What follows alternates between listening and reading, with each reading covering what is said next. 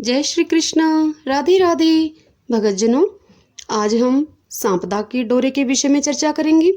क्या होता है सांपदा का माता का डोरा, और सांपदा माता की कहानी और बिंदायक जी की कहानी सुनेंगे। सर्वप्रथम सांपदा का डोरा, उसके विषय में जानकारी प्राप्त कर लेते हैं। सांपदा का डोरा होली के दूसरे दिन दुल्हंडी के दिन लें। कच्चे सूत के 16 तार लेकर जलती होली को दिखाकर रख लेते हैं। फिर उसमें 16 गांठ लगा दें। बाद में हल्दी में उसको रंग लें। जल का लोटा, रोली, चावल आदि रखें और लोटे पर साथिया बनाएं। चावल चढ़ाकर 16 दाने नए जौ के हाथ में लेकर सांपदा माता की कहानी सुनकर डोरे को गले में पहन लें। बाद में वैशाख के महीने में डोरा खोलें। जिस दिन आप डोरा खोलें उस दिन सांपदा माता का व्रत करें और कहानी सुनकर डोरा खोल दें। डोरा खोलते समय जो दाने हाथ में होते हैं उन दानों को रख दें। वही दाने लेकर डोरे से उस दिन सूरज भगवान को अर्घ दें और बाद में भोजन कर लें। आइए अब सांपदा माता की कहानी सुन लेते हैं। शुरू करती हूँ। एक राजा था, उसका नाम था नल। उसके दमयंती नाम की एक रानी थी। एक दिन महल के नीचे एक बुढ़िया आई जो सांपदा माता का डोरा बांट रही थी और कहानी सुना रही थी। यह देख वहाँ पर बहुत भीड़ जमा हो गई थी। सब औरतें डोरा लेकर जा रही थी। जब रानी ने महल में खिड़की से यह सब देखा तो दासी से बोली, नीचे जाकर देख के आ कि किस चीज़ की भीड़ हो रही है। जब दासी देखकर आई तो वह रानी से बोली कि एक बुढ़िया सांपदा का डोरा बांट रही है जिससे घर में धन लक्ष्मी होती है। वह डोरा कच्चे सूत की 16 तार की 16 गांठें देकर और हल्दी में रंग कर पूजा करके 16 नए जौ के दाने हाथ में लेकर सांपदा की कहानी सुनकर गले में बांधते हैं। यह सुन रानी ने भी दासी से अपने लिए एक डोरा उससे बुढ़िया माई से मंगवाया और डोरे की पूजा करके रानी ने अपने हार में वह सांपदा का डोरा बांध लिया। जब राजा बाहर से आया तो डोरा देखकर बोला कि हे रानी, आज हार में ये तुमने क्या बांध रखा है। तो रानी बोली, सांपदा माता का डोरा बांध रखा है, इससे धन लक्ष्मी बढ़ती है। तब राजा ने कहा, अपने पास तो पहले से ही बहुत धन है। यह कहकर राजा ने डोरा रानी के गले से तोड़कर फेंक दिया। उसी दिन रात को स्वप्न में सांपदा माता राजा से बोली, राजा, मैं तेरे घर से जा रही हूँ। राजा ने पूछा, तुम कौन हो? वह बोली, मैं तो सांपदा माता हूँ। तुमने मेरा अपमान किया है इसलिए जा रही हूँ। तेरा धन कोयला हो जाएगा। सुबह उठकर राजा ने देखा तो सारा धन उसका कोयला हो गया। तब राजा बोला, रानी, हम यहाँ पर एक ब्राह्मण की लड़की को छोड़ देंगे महल में, जो यहाँ पर रोज दिया जला देगी, पानी भरेगी, घर में झाड़ू करेगी और घर में ही बैठी रहेगी, और हम दूसरे गांव में जाकर अपना ये बुरा समय काट लेंगे। ऐसा कहकर जब वह महल से निकले तब रास्ते में एक तालाब पर पहुंचे तो राजा ने वहां पर 2 तीतर रानी को लाकर दे दिए और कहा, तुम इन्हें भून कर रखो, मैं अभी आता हूँ। रानी ने तीतर भून लिए। जब दोनों खाने के लिए बैठे तो तीतर उड़ गए। यह सब देख राजा रानी से बोला कि चलो मेरी बहन के घर चलते हैं। जैसे ही वह बहन के घर पहुंचे, बहन ने उनको अपने पुराने घर में ठहरा दिया। राजा रानी जैसे ही बहन के पुराने घर में पहुंचे तो वहां सोने के बने हुए भाला बर्छी पड़े हुए थे। राजा रानी के देखते ही देखते वह जमीन भाला बर्छी को निगल गई। तब राजा रानी से बोला कि चलो यहाँ से चलते हैं, नहीं तो अपने सर चोरी लग जाएगी। और वे ऐसा कहकर वहाँ से चले गए। वहाँ से राजा निकलकर अपने एक राजा दोस्त के पास पहुँचा तो उसने भी उनको अपने पुराने महल में ठहरा दिया। वहाँ पर 1.25 करोड़ का हार खूंटी पर टंगा हुआ था। वहाँ पर एक मोर भी बना हुआ था। राजा रानी के सामने ही अब वह हार भी उस मोर ने निगल लिया। जब राजा रानी से बोला, यहाँ से भी चलो, नहीं तो अपने सिर हार की चोरी का नाम लग जाएगा। रानी बोली, किसी के घर जाने की बजाय हम जंगल में चलते हैं। वहाँ जंगल में हम लकड़ी काट कर बेचकर हम अपना पेट भर लेंगे। दोनों वहाँ से निकलकर एक सूखे हुए बगीचे में जा पहुँचे। तो वहाँ उनके जाने के बाद वह बाग बिल्कुल हरा भरा हो गया। बाग का मालिक यह देखकर बहुत खुश हुआ। उसने देखा कि वहाँ पर एक स्त्री पुरुष सो रहे थे बाग में।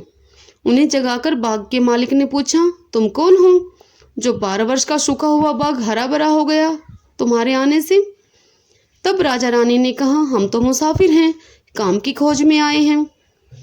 और इस प्रकार मालिन के घर वह दोनों वहाँ पर नौकरी करने लगे। और मालिन ने रानी से कहा कि तुम और कोई काम मत करना, केवल फूलों की माला बनाकर बाजार में बेच आया करना। इस प्रकार वह अपना जीवन व्यतीत करने लगे। एक दिन बाग की मालिन कथा सुन रही थी और डोरा ले रही थी। रानी के पूछने पर उसने बताया कि यह सांपदा माता का डोरा है।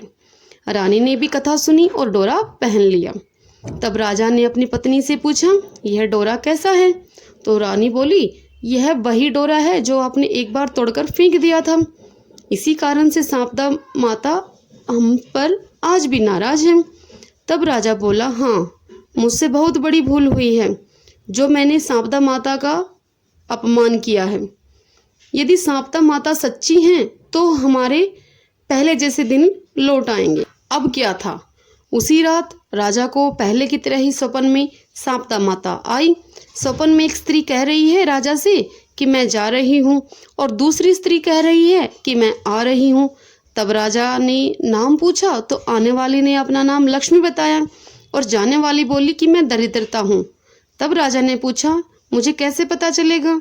तब सांपदा माता बोली, जब सुबह कुएं से जल भरने जाएगा तो पहली बार में जो निकलेंगे, दूसरी बार में हल्दी की गांठ निकलेगी और तीसरी बार में कच्चा सूत निकलेगा। ऐसा ही हुआ। जब राजा सुबह कुएं पर जल भरने के लिए गया, राजा ने सभी चीज़ें अपनी रानी को दे दी। फिर रानी ने सांपदा माता का डोरा लेकर घर आ गई और सांपदा माता ने उन्हें बहुत सा धन दिया। फिर राजा रानी बोले, अब हमारे 12 वर्ष पूरे हो गए हैं और अच्छे दिन हमारे आ गए हैं, इसलिए हम अपने घर को जा रहे हैं। ऐसा कहते हुए राजा रानी ने माली और मालिन को बहुत सा धन दिया और वहाँ से वे चले गए। अब राजा वहाँ से निकलकर अपने राजा दोस्त के घर पहुँचे। तब उसने उन्हें नए महल में ठहराया। फिर राजा नल बोला, नहीं, हमें वहीं ठहरा दो जहाँ तुमने हमें पहले ठहराया था। राजा नल के मित्र दूसरे राजा ने उनकी राजा रानी की बात मान ली और उनको उसी पुराने महल में ठहरा दिया जहाँ वह पहले रुके थे। तब राजा रानी ने वहाँ जाकर देखा कि जो हार मोर निकल गया था वह हार खूंटी पर वापस लटका हुआ था, टंगा हुआ था, और उनका इस प्रकार कलंक भी उतर गया। वहाँ से वह बहन के घर गए तो बहन ने भी उन्हें नए महल में ठहराने के लिए कहा। तब राजा रानी बोले, नहीं, हमें तो वहीं पुराने महल में ठहरा दो जहाँ तुमने पहले ठहराया था।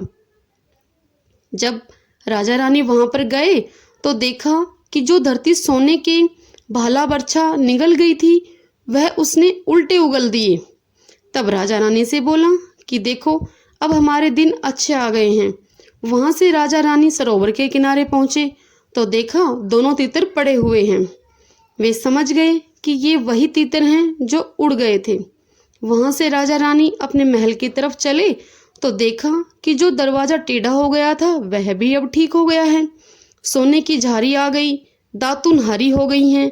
जो ब्राह्मण की बेटी दिया जलाने के लिए हम छोड़कर गए थे उसको उन्होंने अपनी धर्म की बेटी बनाकर विवाह कर दिया और उसको बहुत सा धन दौलत दिया।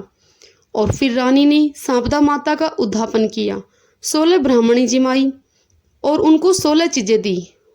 हलवे पूड़ी की रसोई बनाई। ही सांपदा माता, जैसा राजा रानी को पहले दिया वैसा किसी को मत देना, और जैसा राजा रानी को बाद में दिया वैसा सबको देना। कहते सुनते उकारा बरते सबको देना, सारे परिवार को देना। चलिए भगतजनों, अब बिंदास जी की कहानी सुन लेते हैं। क्योंकि सांपदा माता के व्रत कथा के साथ विनायक जी की कथा अवश्य सुननी चाहिए। शुरू करती हूँ। एक छोटा सा लड़का अपने घर से लड़कर निकल गया और बोला कि आज तो मैं विनायक जी से मिलकर ही घर आऊँगा।